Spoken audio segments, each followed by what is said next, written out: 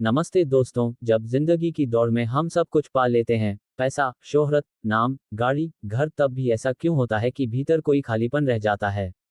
ऐसा क्यों लगता है कि हम कुछ खो रहे हैं, लेकिन समझ नहीं पाते क्या। हम जितना तेज दौड़ते हैं, उतना ही अंदर से थकते जाते हैं। यही सवाल लेकर इस किताब की शुरुआत होती है, the monk who sold his Ferrari, यानी उस सन्यासी की कहानी जिसने अपनी फरारी बेच दी। ये सिर्फ एक किताब नहीं है, ये एक खोज है आत्मा की, शांति की और असली सफलता की।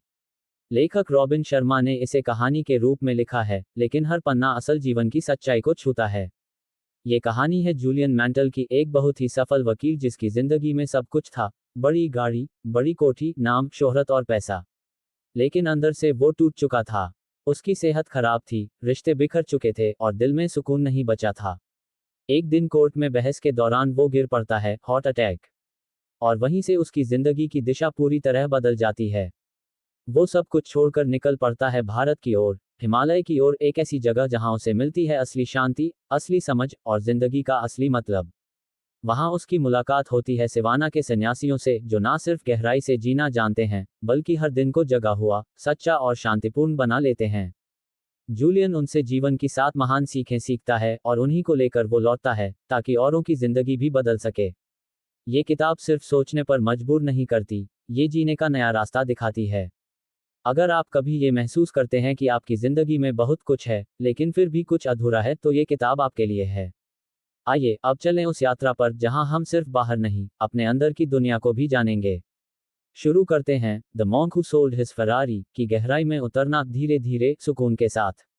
कहानी की शुरुआत होती है एक ऐसे इंसान से जिसे दुनिया सफलता का प्रतीक मानती थी, जूलियन मैंटल।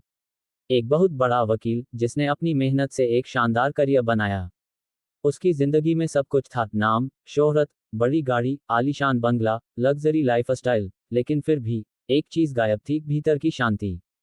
जूलियन हर दिन कोर्टरूम में लड़ता, क्लाइंट्स के लिए जीत हासिल करता और बाहर से मुस्कुराता हुआ दिखता। लेकिन अंदर ही अंदर वो टूट रहा था। उसकी सेहत बिगड़ रही थी, उसका मन बेचैन था और उसके रिश्ते धीरे धीरे खत्म हो रहे थे। फिर एक दिन वही हुआ जो अक्सर ऐसी जिंदगी जीने वाले लोगों के साथ होता है, उसका शरीर जवाब दे गया। कोर्ट के बीच में, बहस के दौरान, सबके सामने, वो गिर पड़ा। हार्ट अटैक ने उसे जमीन पर ला पटका, ना सिर्फ शारीरिक रूप से, बल्कि मानसिक और आत्मिक रूप से भी। ये उस जिंदगी की एक बड़ी कीमत थी जिसे वो जी रहा था, दौड़, प्रतिस्पर्धा, दिखावा और खुद से दूर होती चेतना। इस घटना के बाद कुछ समय तक तो जूलियन गायब रहा। किसी को नहीं पता था कि वो कहाँ गया। क्लाइंट्स ने दूसरे वकील ढूंढ लिए, ऑफिस खाली करवा दिया गया, मीडिया ने कुछ दिनों तक हल्ला मचाया, फिर सब शांत हो गया। लेकिन जो असली शांति आई थी, वो जूलियन की जिंदगी में थी। कई महीने बाद जूलियन अचानक वापस आता है, लेकिन अब वो पहले जैसा नहीं रहा। उसका चेहरा चमक रहा है, आंखों में स्थिरता है, चाल में सुकून है और आवाज में गहराई। उसने सूट पहनना छोड़ दिया है, अब वो एक साधारण सन्यासी जैसा दिखता है। जिसने पहले फरारी में घूमना पसंद किया, अब वो खुद चलकर आया है, लेकिन उसके अंदर अब एक असली शक्ति है। कहानी को आगे बढ़ाता है उसका एक दोस्त, जॉन, जो उसका जूनियर हुआ करता था और अब खुद वकील बन चुका है। जॉन हैरान है कि जूलियन पूरी तरह बदल कैसे गया। और वहीं से शुरू होता है असली संवाद, एक दोस्त से एक गुरु बनने तक का सफर। जूलियन बताता है कि वो सब कुछ छोड़कर भारत गया था, हिमालय की ओर, एक ऐसी जगह जहां सच्ची शांति मिलती है। वहां उसकी मुलाकात हुई सिवाना के सन्यासियों से, एक ऐसे समूह से जो बाहर की दुनिया से कटकर अंदर की दुनिया में जीते हैं। जो दिखावे से नहीं, ध्यान और साधना से जुड़ते हैं। सन्यासियों ने उसे वो ज्ञान दिया जिसने उसकी जिंदगी बदल दी, सिर्फ उसका शरीर नहीं, उसकी आत्मा भी जाग उठी। इस पहले अध्याय का मूल संदेश ये है, अगर बाहर की दौड़ तुम्हें अंदर से तोड़ रही है, तो रुकना जरूरी है। ये अध्याय हमें दिखाता है कि सफलता की परिभाषा जो हमें सिखाई गई है, वो अधूरी है। अगर उसमें स्वास्थ्य, शांति, संबंध और संतोष नहीं है, तो वो बस एक दिखावा है। जूलियन की कहानी हम सब की कहानी है, हम सब जो भाग रहे हैं, बिना रुके, बिना सोचे, बस किसी मंजिल की तलाश में जो शायद हमें कभी सुकून नहीं देगी। इस अध्याय के अंत में जूलियन जॉन से एक वादा लेता है कि वो उसके साथ पूरी रात बैठेगा और वो उसे सब कुछ बताएगा, वो ज्ञान, वो अनुभव, वो रहस्य जिसने उसकी जिंदगी को बदल दिया। अब कहानी एक मोड़ पर पहुंचती है और हम तैयार हैं उस आध्यात्मिक यात्रा पर चलने के लिए, जूलियन की आंखों से, उसकी सीखों के साथ। अब जब जूलियन ने अपने जीवन की कहानी की झलक जॉन को दिखा दी, उसकी हार्ट अटैक वाली घटना, उसका सब कुछ छोड़ना और भारत की तरफ उसकी रहस्यमय यात्रा, तो जॉन पूरी तरह स्तब्ध रह जाता है। उसे यकीन ही नहीं होता कि वो वही इंसान है जो कभी कोर्ट रूम में गुस्से से दहाड़ता था और अब इतने शांत, संयमित और सजीव स्वर में बोल रहा है। इस अध्याय में जूलियन पहली बार गहराई से अपनी हिमालय यात्रा का ब्यौरा देना शुरू करता है। वो बताता है कि भारत आने के बाद उसने साधारण लोगों की तरह जीवन बिताया, भीड़-भाड़ वाली सड़कों पर चला, मंदिरों में गया, साधुओं से मिला और खुद को खोजने की कोशिश करता रहा। लेकिन असली बदलाव तब शुरू हुआ जब एक बुजुर्ग योगी ने उसे सिवाना नाम की जगह के बारे में बताया, एक पवित्र, शांत और दूर-दराज पहाड़ों में बसी जगह, जहां महान संत रहते हैं। वो संत केवल आध्यात्मिक बातें नहीं करते, बल्कि हर दिन ध्यान, अनुशासन, साधना और सेवा में लगे रहते हैं। जूलियन बताता है कि कैसे उसने हफ्तों तक पहाड़ों में रास्ता ढूंढा, जंगलों में भटका, भूखा प्यासा रहा, लेकिन हार नहीं मानी। आखिरकार एक दिन वो उन सिवाना के संतों तक पहुंच गया। उन संतों में सबसे प्रमुख थे योगी रामन, एक वृद्ध लेकिन ऊर्जावान संत, जिनकी आंखों में ऐसा तेज था जैसे वे हर सवाल का जवाब जानते हों। वही योगी रामन आगे चलकर जूलियन के गुरु बने। अब कहानी और दिलचस्प हो जाती है। योगी रामन ने जूलियन से कहा, अगर तुम वास्तव में ज्ञान चाहते हो, तो तुम्हें एक विद्यार्थी की तरह खाली होकर सीखना होगा, अहंकार, पश्चिमी सफलता की सोच और हर चीज को जल्दी पाने की लालसा को छोड़कर। जूलियन ने ये स्वीकार कर लिया और वहीं से उसकी असली साधना शुरू होती है। यह अध्याय धीरे धीरे उस मूल विचार की ओर ले जाता है जो इस पूरी किताब की नींव है, कि सच्चा सुख बाहर की चीजों में नहीं, बल्कि अंदर की स्थिति में है। योगी रामन ने जूलियन को एक बहुत ही सुंदर तरीका दिया जीवन को समझने का, एक जापानी बगीचे, एक फव्वारे, एक लाल गुलाब और एक चलती तलवार की कल्पना से बनी कहानी के जरिए। जूलियन जब ये सुनता है तो वह पहले हैरान होता है, लेकिन योगी रामन मुस्कुराकर कहते हैं, इन प्रतीकों में ही तुम्हारी जिंदगी बदलने का रहस्य छुपा है। अगर तुम इन्हें समझ गए तो खुद को बदल लोगे। इस अध्याय का अंत उसी प्रतीकात्मक कहानी से होता है, एक कल्पना जिसमें एक शांत जापानी बगीचा है, बगीचे के बीच एक सुंदर फव्वारा बह रहा है, उसके पास एक गुलाब खिला है, वहीं एक विशालकाय समुराई तलवार लेकर खड़ा है। जूलियन इस दृश्य को देखकर पहले भ्रमित होता है, लेकिन योगी रामन कहते हैं, हर प्रतीक तुम्हें एक जीवन सिद्धांत सिखाएगा। ये सिर्फ कल्पना नहीं है, ये तुम्हारा आंतरिक नक्शा है। इस अध्याय में वो प्रतीकों का पूरा अर्थ नहीं बताया जाता, वो आगे आने वाले अध्यायों का विषय है। लेकिन यहाँ पाठक की जिज्ञासा जाग जाती है। अब सवाल ये है, उस बगीचे का मतलब क्या है? वो बहता हुआ फव्वारा किसे दर्शाता है? गुलाब क्यों रखा गया है? और समुराई की तलवार का क्या अर्थ है? यह अध्याय उस दरवाजे की तरह है जो पाठक को आगे की यात्रा पर ले जाने के लिए खोलता है, जहाँ जिंदगी को नए नजरिए से देखना शुरू होता है। इस चैप्टर के अंत में जूलियन मुस्कुराते हुए कहता है, अब मैं तुम्हें वो 7 महान सीखें बताऊंगा जिन्होंने मेरी आत्मा को जगा दिया। वो ज्ञान जो सिवाना के संतों ने मुझे दिया और जो अब मैं तुम्हें सौंपता हूं। और यहीं से ट्रांसफॉर्मेशन की असली यात्रा शुरू होती है। अब जब जूलियन ने सिवाना के संतों और उनके द्वारा बताए गए प्रतीकों की झलक जॉन को दी, तो जॉन की उत्सुकता और बढ़ जाती है। वह जानना चाहता है कि आखिर वो जापानी बगीचा, फव्वारा, गुलाब और तलवार, ये सब प्रतीक किस चीज का संकेत देते हैं। और यहीं से इस अध्याय की शुरुआत होती है, जहां जूलियन उस पहले प्रतीक का रहस्य खोलता है, जापानी बगीचा। योगी रामन ने जूलियन से कहा था कि यह बगीचा तुम्हारे मस्तिष्क का प्रतीक है। जैसे एक बगीचे को सुंदर और स्वस्थ बनाए रखने के लिए नियमित देखभाल, निराई गुड़ाई और पौधों की उचित देखरेख जरूरी होती है, वैसे ही हमारे मन को भी साफ, अनुशासित और पोषित करने की आवश्यकता होती है। अगर हम अपने दिमाग को कूड़ा कचरा यानी नकारात्मक विचारों, गुस्से, जलन, डर और फालतू इच्छाओं से भरते रहेंगे, तो वह बगीचा धीरे धीरे सूखता जाएगा, उसमें कांटे उगाएंगे और उसकी सुंदरता खत्म हो जाएगी। जूलियन बताता है कि सिवाना के संत हर सुबह सबसे पहले अपने विचारों की सफाई करते थे। वे ध्यान करते थे, मौन में बैठते थे और अपने मन में चल रही बातों को पहचानकर उन्हें नियंत्रित करते थे। उनके लिए मन को नियंत्रित करना उतना ही जरूरी था जितना शरीर को स्वस्थ रखना। योगी रामन ने जूलियन को एक साधारण लेकिन गहरा मंत्र दिया था, तुम वही बनते हो जो तुम दिन भर सोचते हो। अगर तुम्हारे विचार शक्तिशाली हैं, तो तुम्हारी जिंदगी भी शक्तिशाली होगी। लेकिन अगर तुम्हारे विचार कमजोर, डरपोक और नकारात्मक हैं, तो तुम्हारी पूरी दुनिया उसी रंग में रंग जाएगी। इस अध्याय में जूलियन एक अभ्यास भी बताता है, जिसे हॉट ऑफ द रोज कहा जाता है। यह एक ध्यान तकनीक है जो आपके ध्यान और मानसिक नियंत्रण को बढ़ाने के लिए बनाई गई है। इसके लिए आपको बस एक ताज़ा गुलाब लेना है और उसकी पंखुड़ियों को गहराई से, पूरी एकाग्रता से देखना है, उसका रंग, बनावट, खुशबू, सिर्फ वही गुलाब और आप।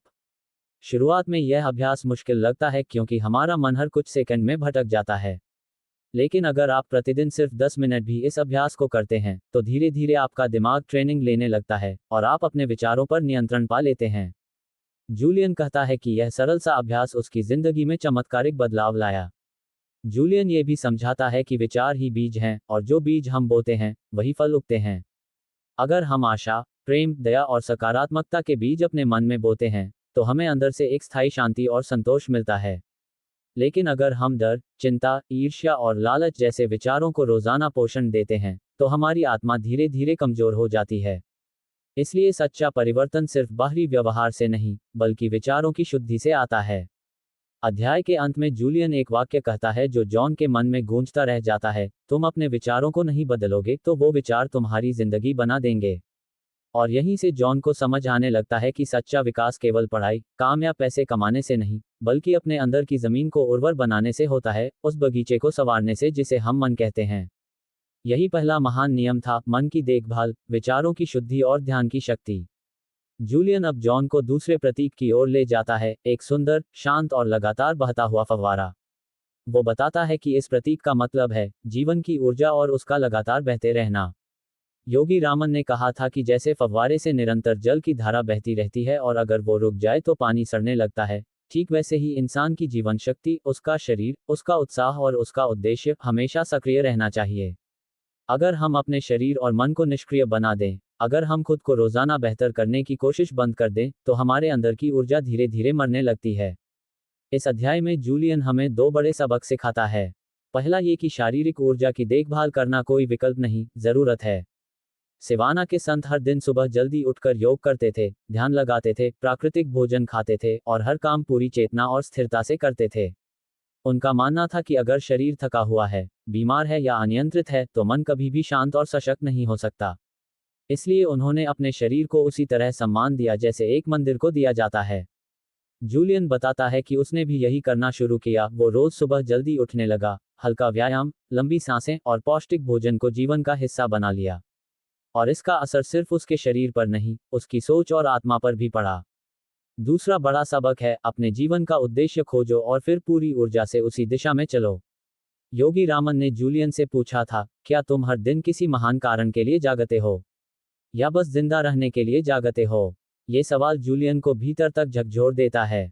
हमने भी शायद ये सवाल खुद से नहीं पूछा होगा कि हम क्यों जी रहे हैं। क्या सिर्फ पैसे कमाने के लिए या किसी ऐसे काम के लिए जो हमें अंदर से जिंदा महसूस कराए? इस अध्याय में एक बेहद ताकतवर अभ्यास सिखाया जाता है जिसे कहा जाता है 5 step method for attaining goals, यानी लक्ष्य पाने की 5 चरणों वाली विधि। स्पष्ट कल्पना, क्लियर विजन। सबसे पहले आपको बिल्कुल साफ करना होगा कि आप जिंदगी में क्या चाहते हैं। बिना लक्ष्य के आदमी नाव के बिना नाविक जैसा होता है। दृढ़ विश्वास, स्ट्रॉन्ग बिलीफ। आपको खुद पर और अपने लक्ष्य पर पूरा विश्वास होना चाहिए। निर्धारित समय सीमा, सेट अ डेडलाइन। बिना समय सीमा के लक्ष्य सिर्फ ख्वाब बन जाते हैं।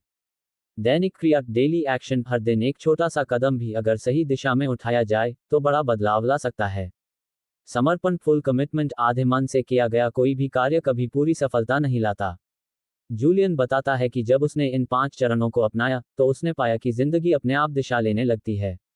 एक उद्देश्य होने से हर सुबह में ऊर्जा आ जाती है, हर रात में संतोष।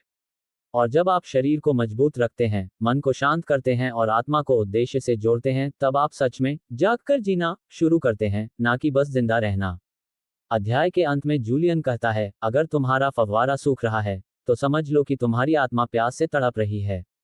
उसे फिर से बहाओ, स्वस्थ रहकर, उद्देश्य से जुड़कर और हर दिन कुछ नया सीखकर। जॉन चुपचाप सुनता है, लेकिन उसके चेहरे पर अब वो बेचैनी नहीं बल्कि एक नई समझ की झलक है। उसे महसूस होता है कि सिर्फ सोच बदलना काफी नहीं, अब उसे अपनी ऊर्जा का भी संरक्षण करना होगा। यही था दूसरा महान सिद्धांत, शारीरिक और मानसिक ऊर्जा की देखभाल करो और अपने जीवन को किसी उद्देश्य से जोड़ो। यही वो फव्वारा है जो जिंदगी को भीतर से जीवित और पवित्र बनाता है। जैसे जैसे रात आगे बढ़ती है, जूलियन जॉन को अगले प्रतीक के बारे में बताता है, एक खूबसूरत खिला हुआ गुलाब। शांत बगीचे और बहते फव्वारे के पास रखा ये गुलाब साधारण नहीं है। ये प्रतीक है सेवा, करुणा और दूसरों के लिए कुछ करने के भाव का। योगी रामन ने जूलियन से कहा था, जब तक तुम्हारी सफलता सिर्फ तुम्हारे लिए है, तब तक वो अधूरी है। सच्चा सुख तब आता है जब तुम अपने जीवन को दूसरों के कल्याण से जोड़ते हो। जूलियन बताता है कि सिवाना के सभी संत रोज सुबह अपने दिन की शुरुआत एक संकल्प के साथ करते थे, आज मैं किसी की मदद करूंगा। भले ही वो छोटी सी मुस्कान हो, किसी को सुन लेना हो, या कोई बड़ा सहयोग। उनके लिए ये सिर्फ एक नियम नहीं था, बल्कि उनका जीवन दर्शन था। वे मानते थे कि सेवा आत्मा को शुद्ध करती है और करुणा इंसान को इंसान बनाती है। उन्होंने जूलियन को सिखाया कि अगर तुम हर दिन किसी के जीवन में एक छोटा सा फर्क भी ला सकते हो, तो वो दिन सफल है। इस अध्याय में जूलियन ने एक बहुत गहरी बात कही, तुम जो खुशी दूसरों को देते हो, वही असली खुशी होती है जो लौटकर तुम्हारे पास आती है।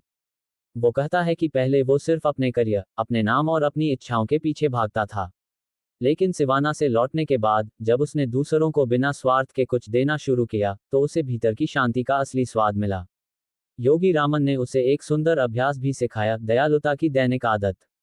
इसका अर्थ है कि हर दिन अपने लिए 3 ऐसे काम चुनना जिनसे किसी और का भला हो। किसी जरूरतमंद की मदद करना, किसी को सराहना देना, किसी को माफ कर देना। इन छोटे कार्यों से हमारे भीतर करुणा का गुलाब खिलता है, और यही वो सुगंध है जो जिंदगी को सुंदर बनाती है। जूलियन ये भी बताता है कि सेवा और करुणा से हमारा आत्मविश्वास भी बढ़ता है। जब हम दूसरों के लिए उपयोगी बनते हैं, तो हमारे भीतर का खालीपन भरता है। हम यह महसूस करने लगते हैं कि हमारा अस्तित्व सिर्फ अपने लिए नहीं, बल्कि एक बड़े उद्देश्य के लिए है। और यही एहसास हमारे जीवन को अर्थ देता है। इस अध्याय में जॉन काफी भावुक हो जाता है। उसने अपनी सफलता के पीछे बहुत कुछ खोया था, परिवार का समय, दोस्तों की कद्र, दूसरों की मदद करने की भावना। लेकिन अब उसे लगने लगता है कि अगर जिंदगी को सच में अर्थपूर्ण बनाना है, तो उसे अपने आसपास के लोगों के लिए भी कुछ करना होगा। अध्याय के अंत में जूलियन मुस्कुराते हुए कहता है, खुशबू तब तक नहीं आती जब तक गुलाब खिलता नहीं, और इंसान तब तक नहीं महकता जब तक उसके अंदर सेवा और प्रेम का गुलाब न खिले। ये तीसरी सीख थी, अपने जीवन को सिर्फ अपने लिए नहीं, बल्कि दूसरों की भलाई से भी जोड़ो। तभी जीवन में असली संतुलन, गहराई और आनंद आता है। यही गुलाब हमें सिखाता है, खुद से ऊपर उठो और दुनिया को थोड़ा और सुंदर बना जाओ। जूलियन अब चौथे प्रतीक पर आता है, एक विशाल समुराई तलवार जो उस गुलाब के पास खड़ी थी। ये प्रतीक है निडरता, अनुशासन और आत्मनियंत्रण का। जूलियन बताता है कि जब उसने पहली बार इस प्रतीक को सुना, तो उसे लगा कि तलवार शायद संघर्ष या लड़ाई को दर्शाती है। लेकिन योगी रामन ने समझाया कि यह तलवार किसी बाहरी युद्ध की नहीं, बल्कि आंतरिक युद्ध की निशानी है। वह युद्ध जो इंसान रोज खुद के भीतर लड़ता है, अपनी कमजोरियों से, अपने डर से, अपने आलस्य और अधूरी इच्छाओं से। सिवाना के संतों ने जूलियन को सिखाया कि सच्चा योद्धा वही होता है जो खुद पर विजय पा लेता है। उन्होंने कहा कि हर इंसान के भीतर 2 सेनाएं चलती हैं, एक जो उसे अपनी सबसे ऊंची संभावनाओं की ओर ले जाती है, और एक जो उसे नीचे खींचती है, भ्रम और आलस्य की ओर। उस तलवार का मतलब है अपने लक्ष्य के लिए तैयार रहना, अपने मन के भटकावों को काट देना, और पूरी एकाग्रता से अपने उद्देश्य की ओर बढ़ते जाना। जूलियन इस अध्याय में एक बेहद जरूरी सबक साझा करता है, किसी भी महान जीवन की नींव अनुशासन है। अगर हम अपने मन को खुला छोड़ दें, तो वह हर उस चीज की तरफ भागेगा जो आसान हो, लेकिन सही ना हो। लेकिन अगर हम स्वयं को रोज कुछ अनुशासनों में बांधते हैं, सुबह जल्दी उठना, समय पर काम करना, डिस्ट्रैक्शन से बचना, शरीर का ध्यान रखना, तो हम अपने भीतर की शक्ति को जगाते हैं। योगी रामन ने जूलियन को एक खास अभ्यास सिखाया जिसे कहा जाता है 10 रिचुअल्स ऑफ रेडियंट लिविंग, यानी ऐसी 10 आदतें जो जीवन को चमकदार और ऊर्जावान बनाती हैं। इस अध्याय में उन सभी का संक्षिप्त परिचय मिलता है, लेकिन सबसे जरूरी है कायम रहने वाला अनुशासन। चाहे मन कितना भी मना करे, आपको उस काम को करना है जो आपके विकास के लिए जरूरी है। जूलियन कहता है कि पहले वो आलस और विलंब, प्रोक्रास्टिनेशन का शिकार था। लेकिन सिवाना के बाद उसने अपने दिन का हर 1 घंटा नियमबद्ध किया। और आश्चर्य की बात यह थी कि जैसे ही उसने अपने समय का आदर करना शुरू किया, जिंदगी ने भी उसका आदर करना शुरू कर दिया। उसके कामों में स्पष्टता आई, रिश्तों में स्थिरता और आत्मा में शांति। इस अध्याय में एक और विचार उभरता है, डर का सामना करना। योगी रामन कहते हैं, डर बस एक मानसिक दीवार है जो हमें खुद तक पहुंचने से रोकती है। अगर तुम हर दिन एक ऐसा काम करते हो जिससे तुम डरते हो, तो धीरे धीरे डर पिघलता है और आत्मविश्वास जन्म लेता है। जूलियन ने इस आदत को अपनाया। उसने हर दिन एक ऐसा कार्य चुना जो उसे असहज करता था, किसी से माफी मांगना, किसी को सच कहना, भीड़ में बोलना, या नई जिम्मेदारी लेना। उसने पाया कि हर बार डर से सामना करने के बाद अंदर कुछ खुलता है, जैसे कोई गांठ धीरे धीरे ढीली हो रही हो। अध्याय के अंत में जूलियन कहता है, तलवार सिर्फ बाहरी शत्रुओं से नहीं, तुम्हारे अंदर के डर, कमजोरी और अस्थिरता से तुम्हें बचाती है। अगर तुम्हारे हाथ में अनुशासन की तलवार है तो तुम किसी भी दिशा में पूरी ताकत से बढ़ सकते हो। जॉन गहरी सोच में डूब जाता है। उसे याद आता है कितनी बार उसने अपनी आदतों को टाल दिया, कितनी बार अपने डर के सामने झुक गया। लेकिन अब वो जानता है कि अगर जिंदगी को जीतना है तो सबसे पहले खुद को जीतना होगा। यही थी चौथी महान सीख, अनुशासन ही असली आज़ादी है। डर से लड़ो, आदतों को साधो और तलवार की तरह तेज और स्पष्ट बनो। तभी तुम अपने भीतर के सच्चे योद्धा को पहचान पाओगे। अब जूलियन जॉन को उस पांचवें प्रतीक की ओर ले जाता है, एक चमकदार सुनहरा घड़ी। ये घड़ी साधारण नहीं है, बल्कि एक बेहद महत्वपूर्ण जीवन सिद्धांत का प्रतीक है, समय का मूल्य। योगी रामन ने जूलियन से कहा था कि इंसान का सबसे कीमती संसाधन पैसा, पद या ताकत नहीं है, बल्कि उसका समय है, क्योंकि समय ही वह चीज है जो एक बार चला गया तो फिर कभी लौटकर नहीं आता। जूलियन बताता है कि पहले वो भी अपने समय को बिना किसी सोच समझ के खर्च करता था, बेवजह मीटिंग्स में, लंबी पार्टीज में, टीवी और मोबाइल में, और उन चीजों में जो उसकी आत्मा को नहीं, बस उसकी छवि को संतुष्ट करती थी। लेकिन सिवाना पहुंचने के बाद उसे यह बोध हुआ कि अगर हम अपने समय को महत्व नहीं देंगे तो हम अपने जीवन को व्यर्थ कर देंगे। योगी रामन ने कहा था, हर दिन तुम्हारे जीवन का एक लघु संस्करण है। जैसे तुम एक दिन जीते हो वैसे ही तुम्हारा पूरा जीवन बनता है। अगर कोई दिन बर्बाद होता है तो समझो तुम्हारा जीवन का एक हिस्सा खो गया। इस अध्याय में जूलियन जॉन को एक गहरा अभ्यास सिखाता है, time planning through daily rituals, यानी दिनचर्या के जरिए समय की प्रबंधन कला। सिवाना के संत हर सुबह उठकर दिन की रूपरेखा बनाते थे। उनके पास एक छोटा सा मानसिक नक्शा होता था कि आज कौन कौन से काम करने हैं, किसे प्राथमिकता देनी है और कितना समय किस चीज को देना है। लेकिन ये कोई भारी भरकम टू डू लिस्ट नहीं थी, ये आत्म जागरूकता का तरीका था। जूलियन बताता है कि समय को सही से प्रबंधित करने के लिए सबसे जरूरी है नहीं कहने की कला। हम में से कई लोग इसलिए व्यस्त रहते हैं क्योंकि हम हर किसी को हाँ कह देते हैं, चाहे वो काम हमारे लक्ष्य से जुड़ा हो या नहीं। योगी रामन ने सिखाया कि अगर कोई काम तुम्हारे आत्मिक विकास, उद्देश्य या शांति को भंग कर रहा है तो उसे विनम्रता से मना कर दो। हर ना एक हाँ होता है तुम्हारी जिंदगी की सबसे जरूरी चीजों के लिए। एक और सुंदर उदाहरण इस अध्याय में आता है, 30 मिनट का रोज का नियोजन।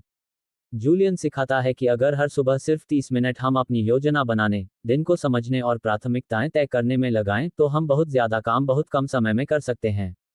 ये सिर्फ समय बचाने का तरीका नहीं है, ये जीवन को दिशा देने का तरीका है। जूलियन एक और बात पर जोर देता है, अति व्यस्तता सफलता की निशानी नहीं होती, बल्कि असमझदारी की होती है। कई लोग सोचते हैं कि अगर वे हमेशा व्यस्त हैं तो वे सफल हो रहे हैं।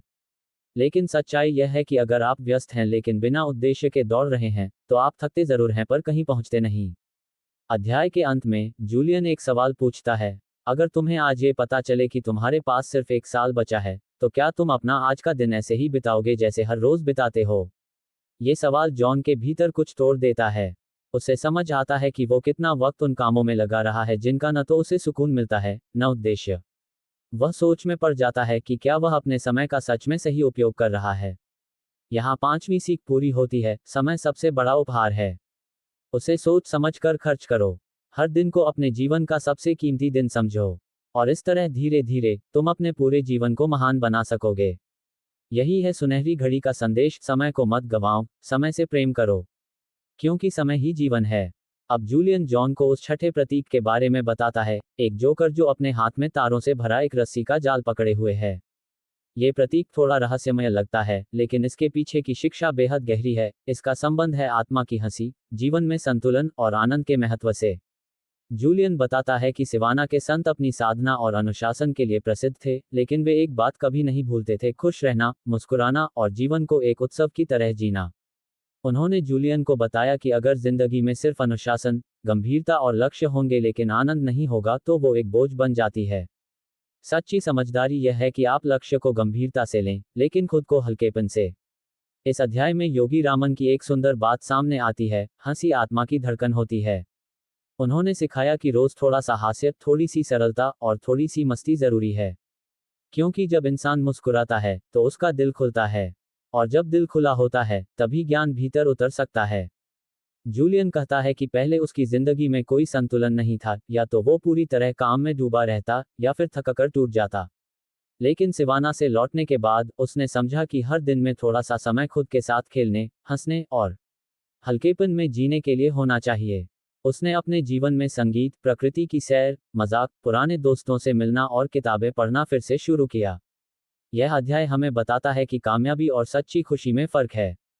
कामयाबी पैसे, पद या पुरस्कार से आ सकती है, लेकिन सच्ची खुशी केवल तब आती है जब जीवन में संतुलन होता है, जब आप खुद को भी समय देते हो और उस बच्चे को भी जगाते हो जो अब भी आपके भीतर कहीं सोया हुआ है। जूलियन एक और बात पर जोर देता है, अपने अंदर की ऊर्जा को हल्केपन से मुक्त करो, तभी वो तुम्हारे बाहर की दुनिया को रोशन करेगी। अगर हम लगातार गंभीर रहेंगे, खुद पर भारी बोझ डालते रहेंगे, तो हमारी आत्मा धीरे धीरे थक जाएगी। इसलिए थोड़ी सी बेफिक्री, थोड़ी सी शरारत और थोड़ी सी हंसी हमारे लिए उतनी ही जरूरी है जितना ध्यान और अनुशासन। अध्याय के अंत में जॉन धीरे धीरे मुस्कुराता है। उसे याद आता है कि कैसे उसने जीवन की दौड़ में अपने आनंद को पीछे छोड़ दिया। उसे याद आता है कि हंसी कितनी सस्ती चीज है, लेकिन हम उसे सबसे महंगी बना देते हैं। और यही जूलियन कहता है, अगर तुम्हारे जीवन में हंसी नहीं है, तो तुम्हारा ज्ञान भी अधूरा है। क्योंकि ज्ञान तब तक बोझ है जब तक उसमें मुस्कान न घुली हो। ये छठी सीख थी, खुद को ज्यादा गंभीर मत बनाओ। जीवन को खुलकर जियो, दिल से हंसो और हर दिन को थोड़ा उत्सव बना लो। तभी तुम अंदर से हल्के और बाहर से चमकदार बन सकोगे, ठीक उस जोकर की तरह जो तारों से जड़ा है, लेकिन हंसी उसकी सबसे बड़ी शक्ति है। अब जूलियन आखिरी और सबसे गहरे प्रतीक की ओर बढ़ता है, एक नन्हा बच्चा जो शांत बैठा हुआ है और ध्यान की मुद्रा में है। ये प्रतीक दर्शाता है आध्यात्मिकता, आत्मसंयम और वर्तमान क्षण में जीने की कला। ये सिखाता है कि जब तक हम अपने भीतर के बच्चे यानी निर्दोषता, शांति और आत्मा से जुड़े नहीं होते, तब तक हम जिंदगी की सबसे बड़ी सच्चाई से दूर रहते हैं। जूलियन बताता है कि सिवाना के संतों का पूरा जीवन जितना बाहर से अनुशासित और सुंदर था, उतना ही अंदर से आध्यात्मिक और शांत था। उनका हर काम, हर सांस, हर कदम एक प्रकार की साधना था। वे हर रोज ध्यान करते थे, अपने विचारों को शांत करते थे और वर्तमान क्षण में पूरी तरह उपस्थित रहते थे।